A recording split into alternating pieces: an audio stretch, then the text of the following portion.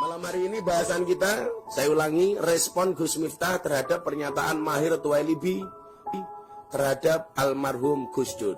Sekali lagi, ini saya sampaikan bukan karena saya punya masalah dengan Ustadz Mahir atau Ustadz Sony Renata, bukan karena saya mau mencari masalah dengan dia, tapi karena semata-mata rasa cinta saya dan kita semuanya terhadap almarhum Gus Dur. Yang pertama, Ustadz Mahir, saya sampaikan mohon maaf. Apa yang Anda sampaikan di cuitan Anda di Twitter itu yang kemudian menjadi viral, yang mengatakan Gus Dur sudah mati bangkai dan lain sebagainya, walaupun kemudian Anda meralat memberikan klarifikasi, itu terjadi karena Anda emosi, karena dipancing oleh saudara siapa itu saya lupa, kemudian muncul statement itu. Yang perlu Anda pahami Ustadz Mahir, bagi kami Gus Dur itu tidak hanya sekedar guru. Dalam konteks kami, guru itu dalam bahasa Arab bisa disebut sebagai mu'alim, mudarris, mu'addib, murabbi. Saya ulangi, guru itu bisa menjadi seorang mu'alim, mu'addib, mudarris, murabbi. Dan tingkatan almarhum Gus Dur itu lebih dari itu. Maka orang-orang seperti Gus Dur ini ketika kami kirim Fatihah kepada beliau, kami menggunakan istilah murabbi ruhina, murabbi ruh, pemelihara. Kenapa? Karena memang kelas dan makom beliau seperti itu. Maka begitu Anda mengatakan Gus Dur bangkai sudah mati, batang lah dalam bahasa Jawanya, itu sangat menyakiti hati kami. Karena tingkatan beliau tidak hanya mu'alim, tidak hanya mudarris, tidak hanya mu'addib, tapi Gus Dur itu merupakan murabbi ruh bagi kita semuanya, wabil khusus terhadap orang-orang Nahdlatul Ulama. Di mana pentingnya guru menurut orang NU? Di dalam kitab taklim kita sering mengutarakan dalil apa? Al ilmu bila syaikhin fasyaikhu syaiton. Ilmu tanpa guru, gurunya setan. Makanya di dalam kitab taklim itu ada spesifik bab yang membahas tentang apa? Fi ta'zimil ilmi wa ahli. Bab tentang hormat kepada ilmu dan ahlinya ilmu. Di situ banyak disebutkan, umpamanya hendaklah seorang murid tidak memanjangkan kaki di hadapan kiainya. Nah, makanya kenapa kemudian kalau saya pengajian sama jamaah sering nyindir, duduk paling depan, tungkake slonjorke, orang rumah sana tungkake meletek-meletek. Itu sebenarnya sindiran. Karena dalam kitab taklim tidak pantas seorang murid memanjangkan kaki di hadapan kiainya.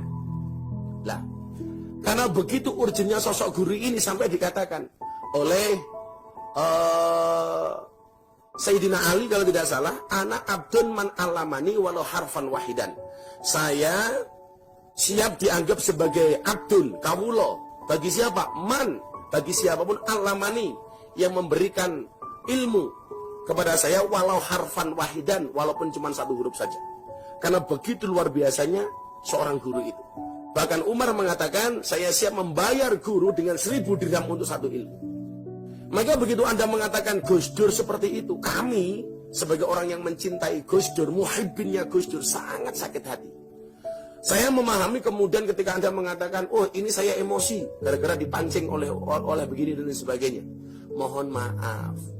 Ya, kalau kemudian emosi, Anda boleh menghina Miftah, kamu boleh mencaci Miftah, oh Miftah bosok, bajingan, kiri dan sebagainya, silakan. Tapi ketika kaitannya dengan Gus Dur, Anda lupa. Gus Dur itu tidak hanya sekedar kiai bagi kami, Gus Dur itu tidak hanya sekedar guru bagi kami, tapi Gus Dur itu sekaligus guru bangsa bagi kami. Dan Anda jangan lupa Ustadz Mahir, Gus Dur itu seorang presiden. Presiden yang secara konstitusional diakui oleh undang-undang. Presiden keempat Negara Kesatuan Republik Indonesia. Artinya apa? Ketika Anda menghujat Gus Dur, Anda tidak hanya menghujat Gus Dur sebagai guru bangsa, sebagai seorang kiai, tetapi Anda juga menghujat Gus Dur sebagai kepala negara, sebagai mantan presiden, atau presiden keempat Negara Kesatuan Republik Indonesia. Maka kami sangat menyayangkan apa yang sampean katakan kepada almarhum Gus Dur. Ketika kemudian orang rame-rame menghujat antum ketika sakit, setiap kali pengajian, saya selalu mengatakan kepada jamaah saya, tolong jangan hujat Ustadz Mahir. Itu bukan akhlaknya Rasulullah, Tolong jangan hujat Ustadz Maher, karena itu bukan akhlaknya orang Nahdlatul Ulama, karena itu bukan akhlaknya santri. Anda bisa lihat di beberapa YouTube pengajian yang mungkin diposting sama para YouTuber itu. Saya selalu mengatakan, jangan menghina Ustadz Maher. Beliau sakit, bila perlu didoakan. Bila perlu didoakan. Bagaimanapun juga beliau adalah orang Islam. Maka begitu saya mendengar tulisan itu, membaca tulisan itu di Facebook dan di grup-grup WA, betapa kemudian saya sangat kagetnya ketika kemudian Anda menghujat Gus Dur seperti itu. Na'udzubillah min dzalik, summa na'udzubillah min dzalik. Maka lumrah sebenarnya ketika orang kayak saya ini emosi, tapi saya nahan. Gak pantas lah kiranya saya harus teriak-teriak macam-macam. Tapi yang perlu Anda pahami, tolong penghinaan Anda terhadap Gus Dur, Anda segera insaf. Minta maaf kepada keluarga, kepada dzurriyyah. Minta maaf kepada orang-orang NU yang orang yang ziarah ke makamnya Gus Dur di hari-hari biasa. Bahkan kalau weekend bisa jauh lebih dari itu. Dan Anda tahu, apakah Gus Dur hanya memberikan manfaat dari nilai kota infak yang ada di makamnya beliau? Anda salah.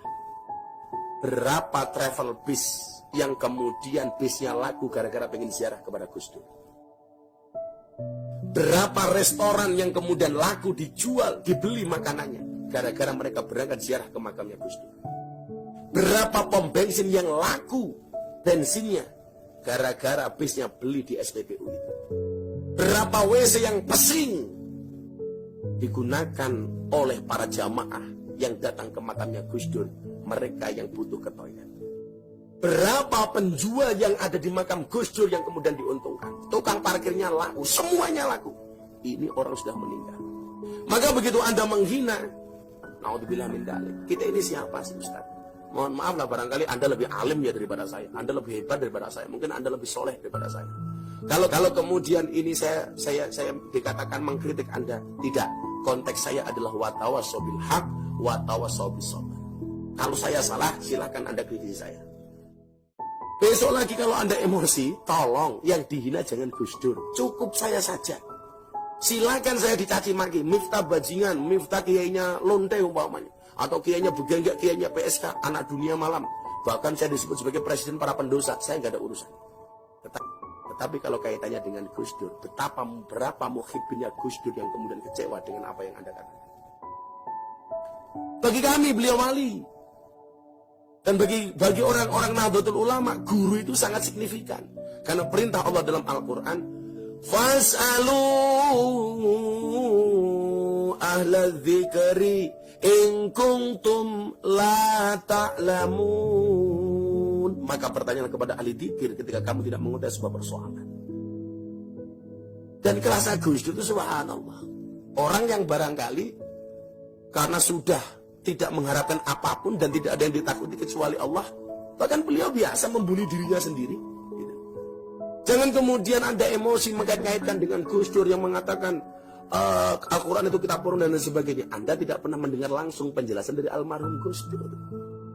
Maka kami sebagai muhibbin Gus Dur, sebagai santri Gus Dur, sebagai orang yang pernah kemudian mempunyai hubungan dengan Gus Dur, sebagai orang yang pernah berinteraksi langsung dengan Gus Dur, kami sangat kecewa dengan apa yang Anda sampaikan.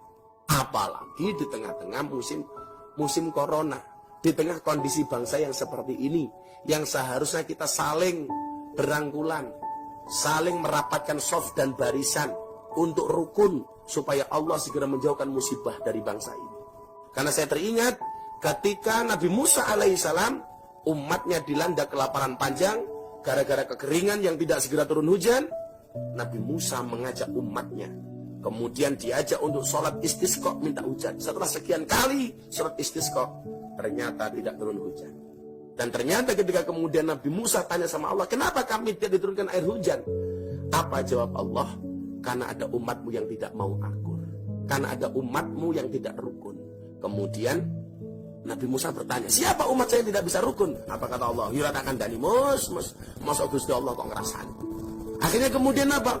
Nabi Musa meminta umatnya untuk rukun. Disitulah kemudian Allah menurunkan air hujan. Ingat, la tadkhuluna jannata hatta tu'minu wa la tu'minuna hatta tahabbu. Sekali-kali kamu tidak dikatakan beriman, sekali-kali kamu tidak akan masuk surga sehingga kamu beriman, dan kamu tidak dikatakan beriman sehingga kamu punya rasa cinta dan kasih sayang. Seharusnya musim corona seperti ini kita jangan kemudian saling menghujat, tapi justru kemudian saling mengingatkan, akur, rukun, supaya Allah segera mengangkat musibah dari bangsa ini.